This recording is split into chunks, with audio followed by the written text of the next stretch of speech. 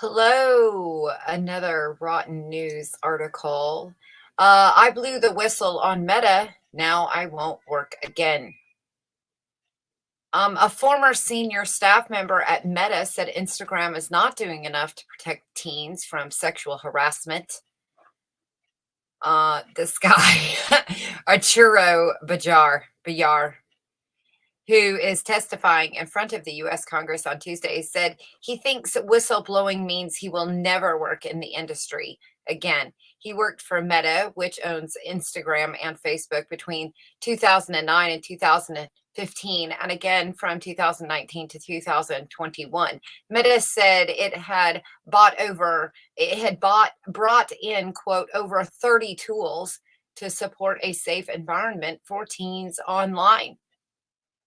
He goes on to say that part of his job was working to help better protect people online. He thought that things were going in the right direction before he left the company in 2015. However, he first realized that there was a problem with it when he saw his daughter experience of Instagram. Speaking to the BBC in an exclusive UK interview, he said, quote, shortly after she went on Instagram, she started getting unwanted sexual advances, misogyny, harassment at 14.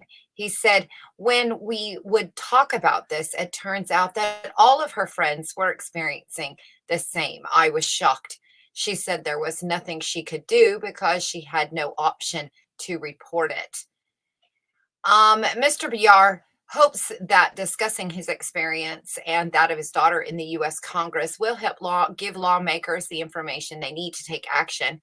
We are in a very extraordinary time where there's consensus across the political spectrum about the urgency and necessity of passing legislation that protects our kids, all of our kids, he said. He said it would be, quote, easy for Meta to implement a button specifically to let teens flag messages as sexual advances. No transparency. I can speak firsthand about how easy it is to build a button and a counter, he says. I believe that the reason that they're not doing this is because there's no transparency about the harms that teenagers are experiencing on Instagram. And that's why I'm coming forward right now. This is my retirement from technology. Currently, people can report Instagram messages for a range of reasons, including for containing sexual exploitation or solicitation. A Meta spokesperson told the BBC it has created several features to protect teens online, such as implementing anonymous notifications of potentially harmful content. Every day, countless people inside and outside of Meta are working on how to help keep young people safe online, they said. Working with parents and experts, we have also introduced over 30 tools to support teens and their families in having safe, positive experiences online. In 2021, Instagram introduced measures including making under 16 user accounts private by default and only letting older users message teens who followed them. The least that we can do.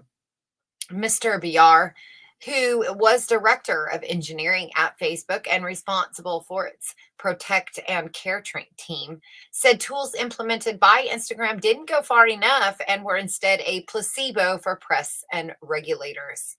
They're not based on data of what people are experiencing, he says.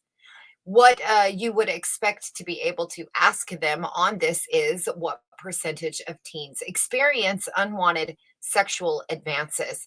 If you go into Instagram messages, you could not find any options that says this is an unwanted advance. According to the whistleblower, building a button that teens feel comfortable pressing is, quote, the least that we can do, because he claims the report button on Instagram may be underused. Research we did in 2011 shows that 13-year-olds were uncomfortable with the word report because they worry that they will get themselves or someone else in trouble, he says. Imagine you're a 13-year-old and you get an unwanted sexual advance. How uncomfortable that is, how intense that experience is, and there's nothing that they can use to say, "Can you help me with this. If that button was available, then there would be data about who's initiating these contacts.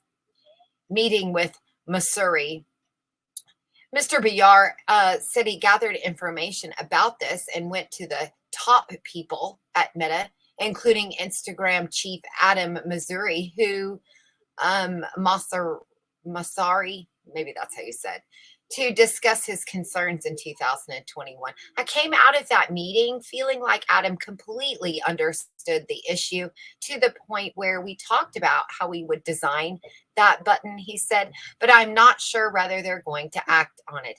He claimed that internal statistics showed 1 in 8 13 to 15-year-olds had experienced an unwanted sexual advance on Instagram within a week. The BBC has seen documents which show Mr. Bayar flagged this statistic to Mr. Mosseri. I deeply felt that they had a responsibility now, he said. I asked Adam in an email what should be an acceptable number or percentage of 13 to 15-year-olds who receive an unwanted sexual advance. Social media should not be a place where kids receive those kinds of things. Hundreds of lawsuits. Meta and other social media companies are facing lawsuits in the U.S. over the impact of social media platforms on teen mental health. In October, dozens of U.S. states filed a lawsuit arguing Meta had misled the public over risks of social media use and had contributed to a youth mental health crisis. At the time, a spokesperson for Meta said, "We are disappointed that instead of working productively with companies across the industry to create clear, age-appropriate standards for many app teens use, the Attorney General have chosen this path." It followed an investigation in 2021 by several state prosecutors after whistleblower Francis Hugen testified in the U.S. that Meta knew its products could harm children. Ms. Hugen's testimony followed a 2021 Wall Street Journal report leaking internal studies from the firm, which it said showed teenagers blamed Instagram for increased levels of anxiety and depression. Instagram published a lengthy blog defending its research in response to the report and said it focused on a limited set of findings and cast them in a negative light. The research actually demonstrated that many teens we heard from feel that using Instagram helps them when they are struggling with the kinds of hard movements and issues teenagers have always faced, says some guy who I can't say, the vice president and head of research at Meta. And that's that.